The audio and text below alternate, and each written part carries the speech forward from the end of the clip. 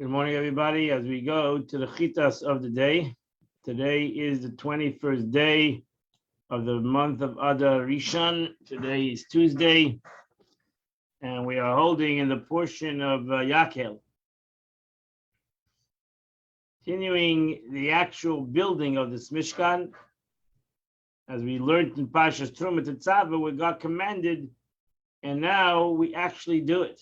In chapter 35, verse number 30. And Moshe told the Jewish people, see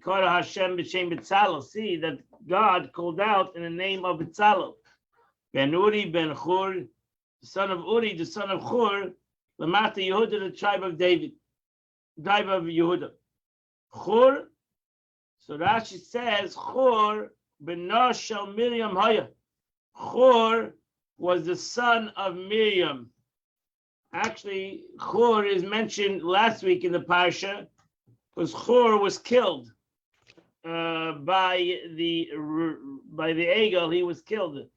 He tried to stop the making of the Egel, and they killed him. So he was the son of Miriam. He was a nephew of Moshe Rabbeinu. And they filled him with the Spirit of God. With wisdom and understanding, but das and knowledge. He was a Chabadnik, with all the work that he has done. Verse 32, and to understand master weaving.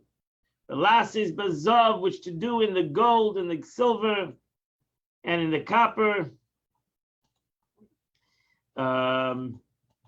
So he knew exactly how to do all these kind of work. When a chayshes and Evan, in the crafts of stone, lamales, in the crafts of wood, and the work of every thoughtful work.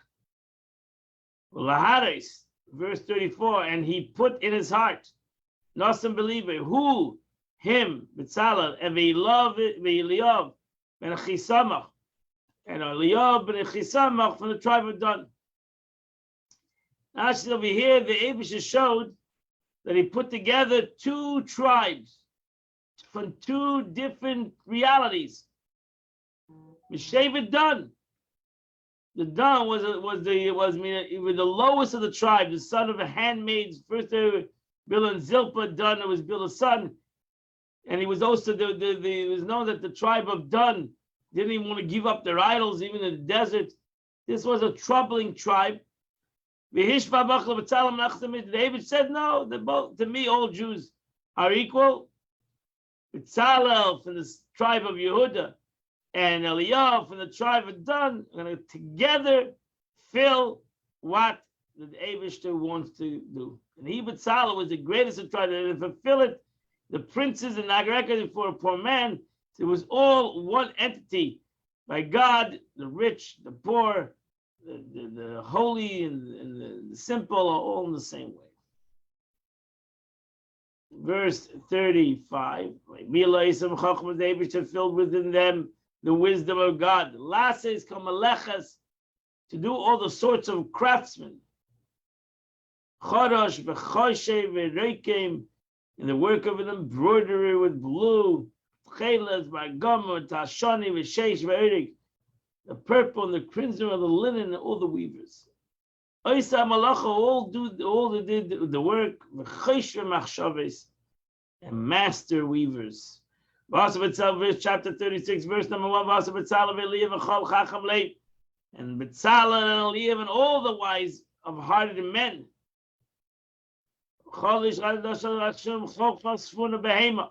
Which God imbued wisdom and insight to know how to do. To all the work and the service of holiness, whatever God had commanded. Vayikra Moshe bel Betzalel vel Eliyav. Moshe Rabbeinu called Betzalel, Eliyav, called Chacham Ishlev, and all the wise men-hearted men. Which God gave wisdom in his heart. Whoever whose heart lifted him, the Korva Malacha, to come close to do this work, last I saw to do it. They took from Moshe Rabbeinu all the offerings. Asher Revi Bnei Yisrael, which the Jewish people brought, to the work in the service of the holiness. They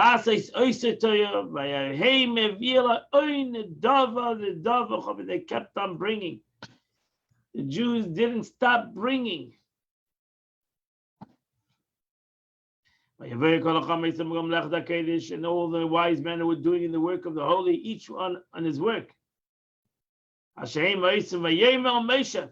they said to Moshe, there's too much. The people are bringing very much too much. More than enough for the labor of the articles which the Lord had commanded. There's enough.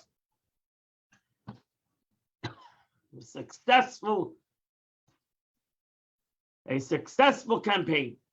More than that was needed. Moshe made a statement, people should stop work for offering, stop giving. There's no need to give anymore. And the people stopped. People stopped giving. Expression of holding back. Verse 7, he said, Dayam, and the work was sufficient. For all the work, all the donations was enough for all the work, and it was actually for even left over. Rashi says, and the work bringing was sufficient for all the makers of the Mishkan, for all the work of the Mishkan to make it and to leave over. I should just give you the word of Vahoisa. Interesting, Vahoisa is leftover, leave over. And that completes the Chumash of today. Now go to the Tanya of the day. Today is the 21st day of the month. And we are at the end of chapter 31.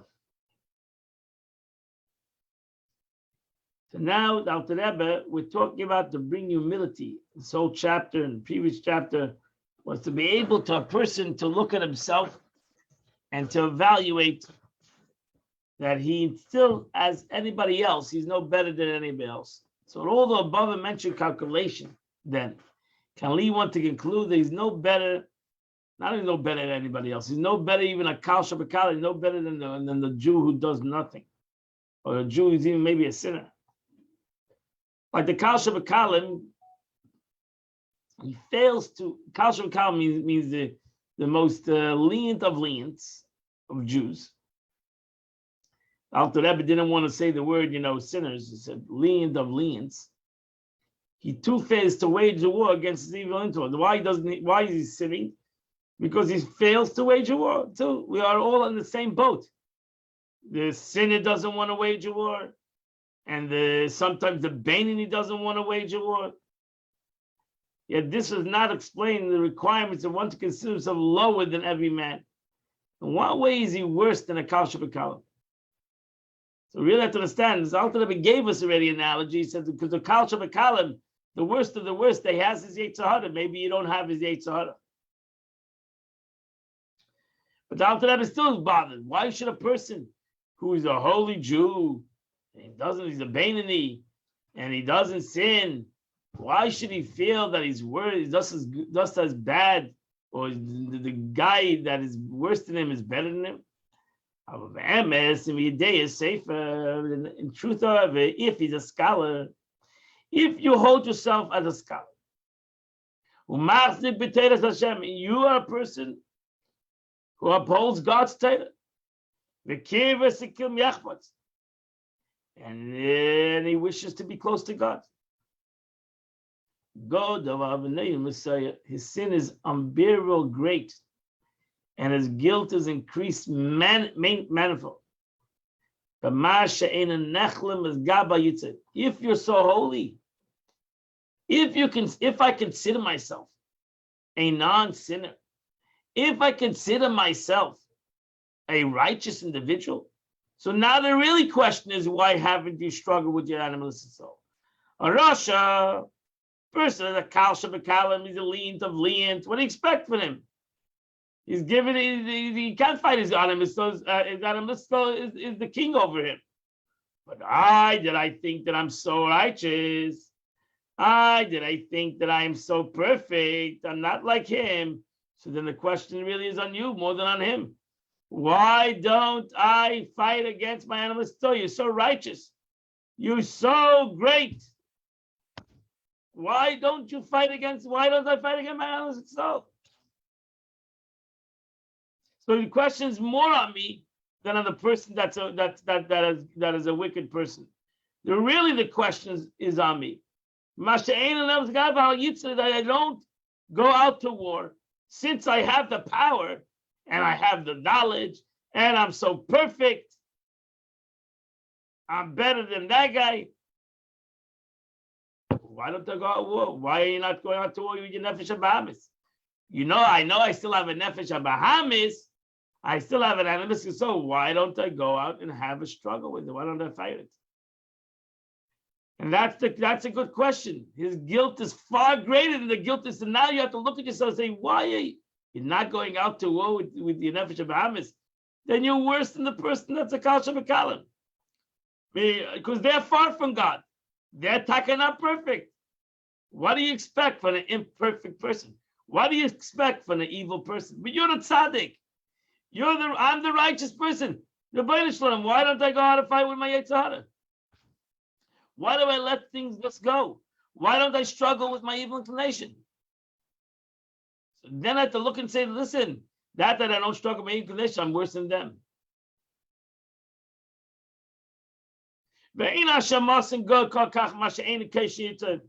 And their guilt is not summoning up the fear of God, who knows and sees all their actions in order to restrain their impulse, which burns like a fiery flame and is not heinous.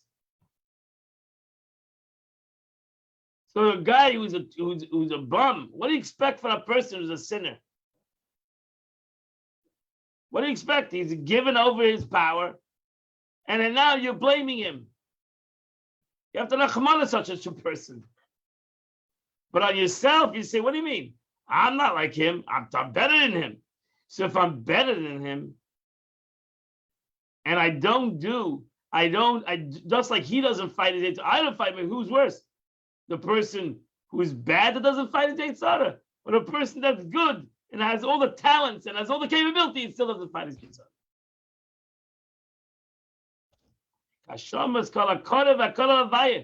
The guilt of one who draws even nearer to God. As the sages said, Gabi Acher, famous man in the Gemara, rabbi in the Gemara, Elisha ben Avur, he was called Acher. Elisha ben Avur was a great sage. He was a teacher of Rav Meir, and he became a heretic. Now the Gemara would call them Acher, the other, because he knew he was not a person that didn't learn.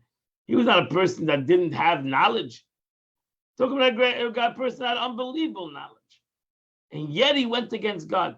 That's a person who needs to think about it. A person that thinks that he has knowledge, person that thinks that he knows everything, and still does the opposite. Then I need to look into the mirror. And I look and say to myself, well, you're right. I'm not like somebody else. That person has a Yetzer Hara. His evil inclination is forcing him. You look at a terrible situation. I'm the righteous person. I'm the knowledgeable person. I'm the ethical person. I'm the moral person. And I don't fight with my Yetzer Hara. Let my Yetzer Hara. That's a bigger shame. That's a bigger problem than a person that has no knowledge.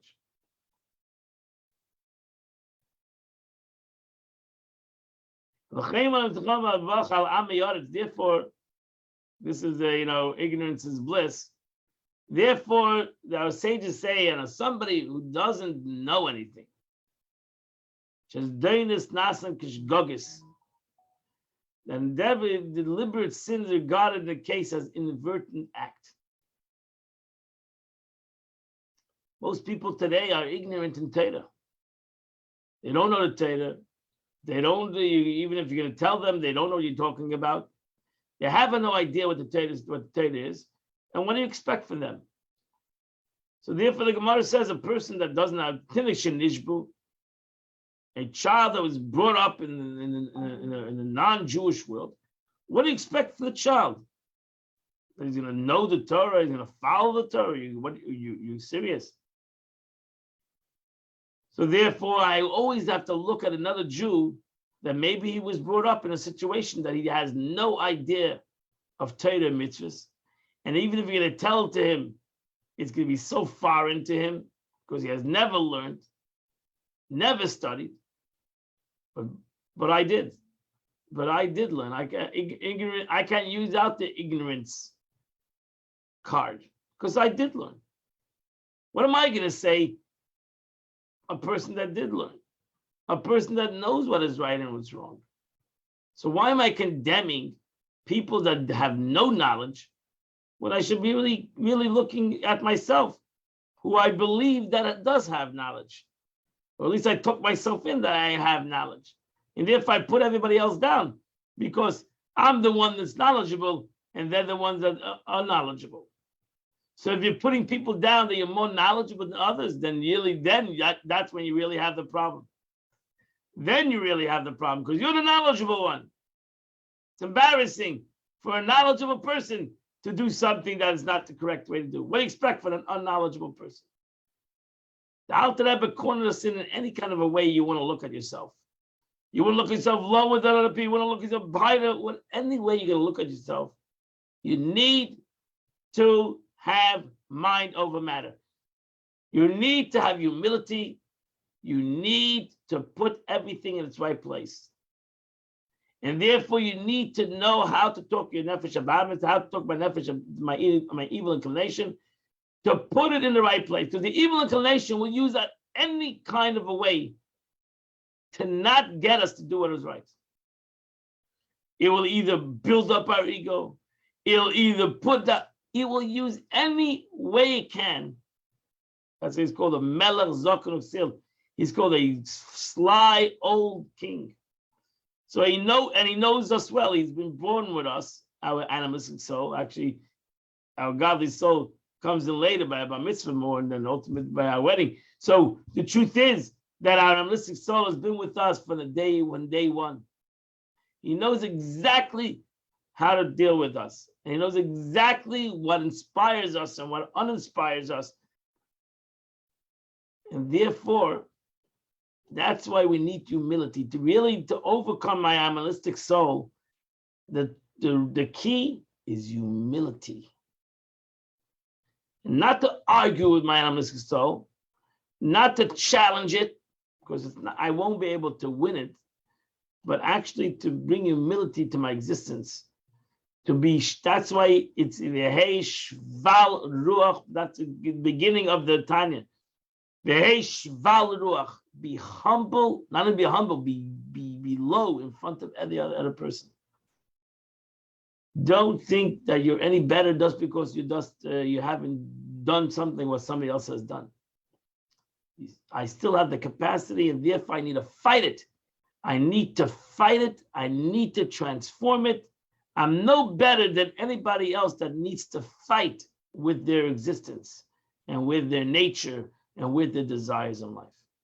That completes the 30th chapter of Tanya. Tomorrow we're going to start the 31st chapter.